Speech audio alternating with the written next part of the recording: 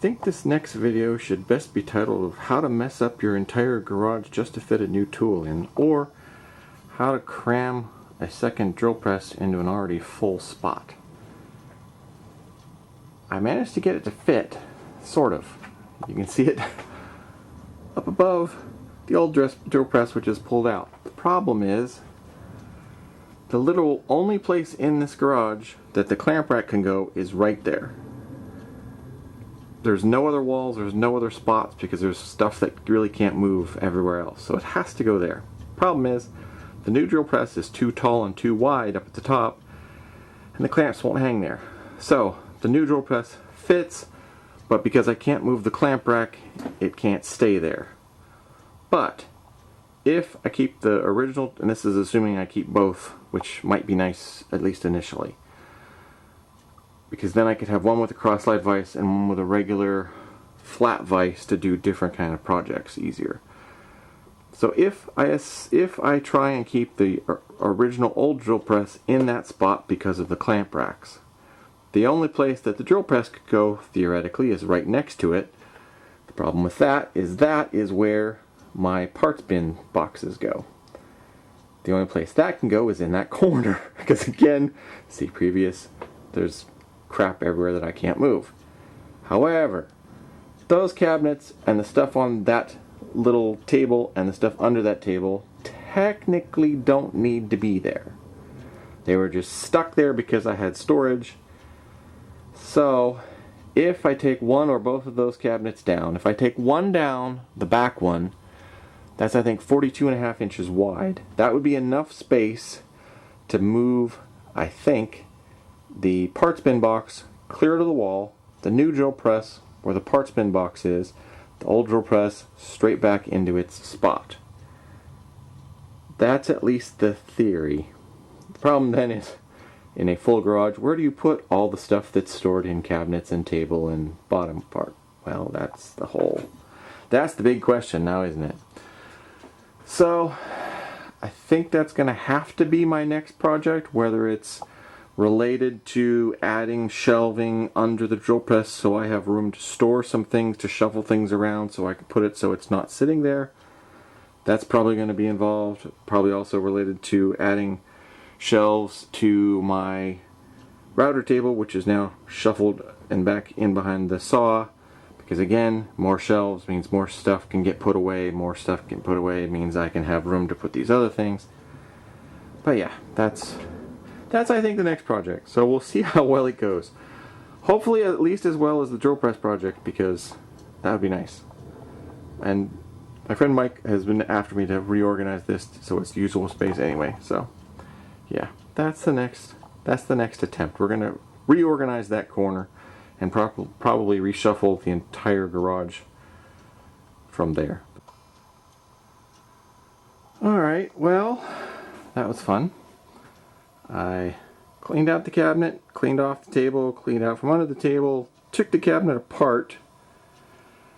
That's the tabletop that used to be back there. There was those 4 removable legs attached to it. This stuff, well, other than the evapor rust, was up in the cupboard and back there. So I still have to find somewhere to put that. I still have to find where to put the pile of stuff on there. And it just fit. And by just fit, I mean that close. And it hits the wheel on that side, and that's up against the wall. So yeah, the one annoying thing is this corner, so I'm pretty sure this cabinet also has to go. I just don't have anywhere to put that stuff yet, because that's full of all sorts of stuff, not to mention the mess on the bench. This was mostly here that I still have to get rid of and put away. That came out of the cabinet. But one thing I knew there was one of these back here. And let's see, where did I put my light? I'm going to need a light. So like I said, when we moved in, right behind this bench is a vent kind of see it right there in the wall. And there was this crack along the corner, and I figured, I'll just deal with it eventually. Every once in a while I clean it out and all that kind of stuff. And this time I vacuumed around it and then came back and was moving stuff and getting ready to clean some stuff up, and I noticed, well, one, there was something shiny down in there. There isn't now, but there was something shiny. And then I noticed there was something sticking out over here that was fairly large. Turns out, the great big salamander on this side was the one sticking out of the corner. The one down there, the darker colored one, was what was shining in that crack. And the third one, it turns out, it looks, I don't know if you can see it, there's a hole in that corner that goes way down. You can kind of see roots down in there. That must go outside somehow. I mean, I know these guys dig, but yeah, they must have come up in, and this crack goes along, and you can see right in there, there's dark spots right there where the light is right this second. So the crack goes back in, and it's decent size. It's annoyingly large. But I mean, it's right, that brown stuff is the board between the slab from the garage and the foundation for the house. And so this right here is the corner of the slab for the house, and that's the garage piece that goes over, and this separation is more or less where the wall of the house is as compared to the yard side of this. So I was trying to clean this out and just, figure, all right, well, I'll clean it out, and then when I get a chance, now that it's open, I'll put cement down in. Well, I hadn't realized that it was a ecosystem.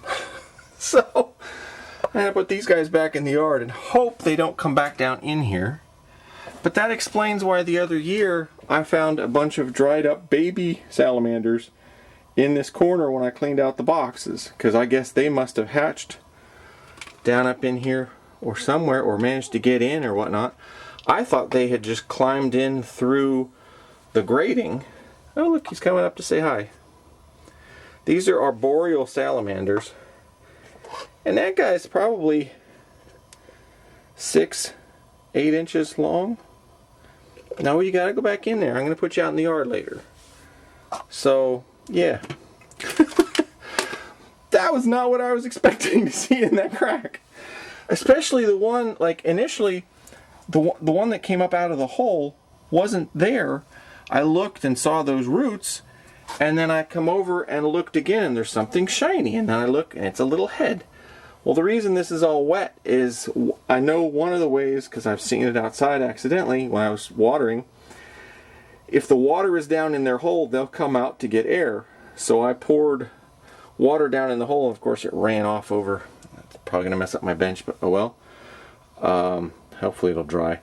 But yeah, I poured water down in the hole, and that caused it to come up out, and then I could catch them, because that way I can get them outside, because in the garage is not a good place for salamanders. It's good for projects, it's not good for salamanders. But yeah, so that was fun and unexpected. And cute. They're definitely cute. And very cool. You can see them from underneath. Hey guys. I put a little bit of water in the thing. They're not water salamanders, they're from outside, but I figured that way they'll get a little bit of water to keep them moist until I get them in the garage or out in the yard a little bit. But yeah, that was fun and exciting. So, since I had some of this sitting right under the bench, I figured now was a good time to get off my butt and cement the hole in. So salamanders are in the yard. The little hole is cemented. The hole on this side that goes back in that way, I've stuffed cement in and closed it up. So it's closed up on this side, or should be. And I closed up that one. So hopefully That will keep them outside where they're supposed to be. But in any case, the main goal did basically work. I got this stuff in the corner, so still have to fix more storage, but the drill press is over here, so that worked.